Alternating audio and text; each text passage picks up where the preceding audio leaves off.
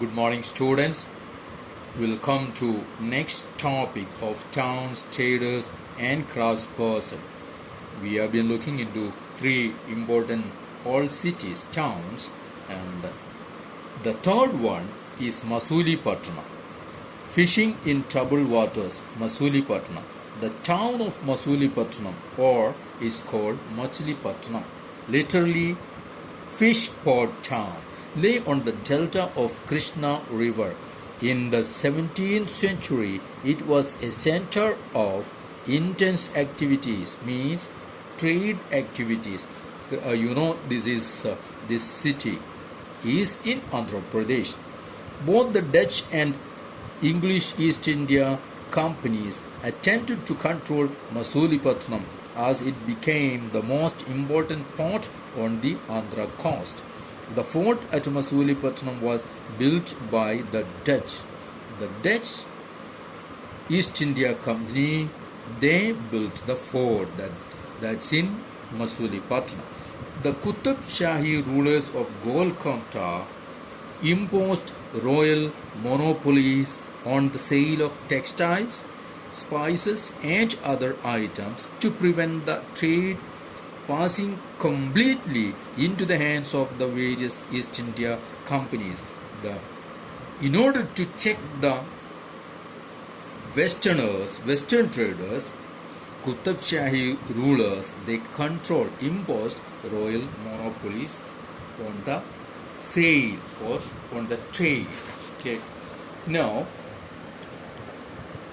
competition among various trading groups was there in Golconda. Okay, in this place, means in Masulipattnam, mostly the Golconda nobles, Persian merchants, Telugu, Komati, Chettis, and European traders. These were the players, or these were the different group of business people involved in Masulipattnam. Okay, so it made the city well prosperous. As the Mughals began to extend their power to Golconda, their representatives, the governor Mir Jumla, who was also a merchant, began to play off the Dutch and the English against each other. Okay, and he tricked English and Dutch to fight each other. But in 1686 and 87, Mughal Emperor Aurangzeb annexed Golconda. This was the beginning of the decline of Masulipattnam. This caused the European companies to look for alternatives. Okay, जब औरंगजेब गोलकोंडा पकड़ा है, capture किया, तो मसूलीपट्टनम से European companies को जाना पड़ा. It was a part of the new policy of the English East India Company that it was not enough if a port had connections with the production centers of the hinterland. So the new company trade centers, it was felt, should combine political, administrative, and commercial roles. So they left this place or Masulipattnam as the company trade is moved to Bombay, Calcutta, and Madras. Masulipattnam lost both its merchants and prosperity and declined in the course of the 18th century. By 18th century, Masulipattnam lost its importance and its business. Today is a small town. Now, come to next topic, new towns and traders. So the old towns, important towns we saw. Okay, now come to the new towns. In the 16th and 17th centuries, European countries were searching for spices and textiles that was abundant in India, which had become popular both in Europe and West Asia. The English, Dutch, and French formed East India companies in order to expand their commercial activities in the East. Okay, all these European powers, they established their companies in India. Initially, great Indian traders like Mullah Abdul Ghaffar and Virji Vora, who owned a large number of ships, competed with the, शुरू में ये लोग जो Indian merchants compete किया, but the European companies used their naval power to gain control of the sea trade and forced Indian traders to work as their agents. So ultimately the English emerged as the most successful commercial and political power in the subcontinent. We know that, हमें पता है ये business में, trade में सबसे ऊपर आया और इन्होंने मीन्स द ब्रिटिश ने हमारे पूरे देश को कब्जा करा.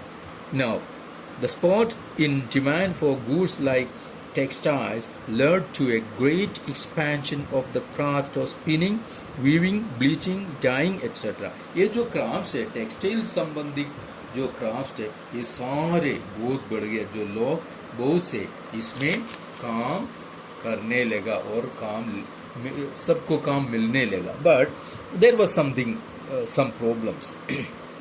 Of course, Indian textile designs became increasingly defined, but this period saw the decline of the independence of craftsperson. Craftsperson खुद अपना काम अपना नहीं कर पाया. How? They now began to work on a system of advances, which meant system of advances. ये क्या चीज है? Meant that they had to weave cloth which was already promised to European agents. जो यूरोपियन एजेंट्स ने पहले ही promise किया हुआ जो काम है वो इनको करना है. Weavers no longer had the liberty of selling their own cloth और वीविंग देयर ओन पैटर्न्स. इनको अपना क्लोथ बनाना नहीं, अपना जो डिजाइन करना नहीं, पर जो कुछ भी चीज सी they have to reproduce the designs supplied to them by the company agents. Company agents जो देता है वो करना पड़ा है. Okay, the 18th century saw the rise of Bombay, Calcutta and Madras, which are nodal cities today. Okay, these three cities emerged as big cities. Okay, so crafts and commerce underwent major changes as merchants and artisans were moved into the black towns. What are black towns? These are established by the European companies within these new cities.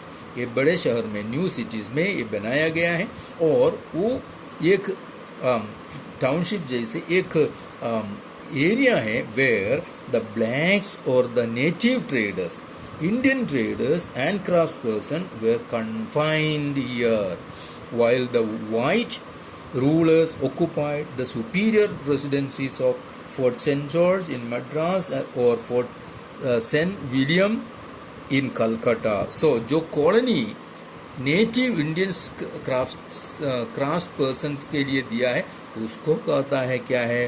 Black town. Okay, the story of crafts and commerce in the 19th century that you may see next year, but this was the beginning of new cities, emergence of new cities.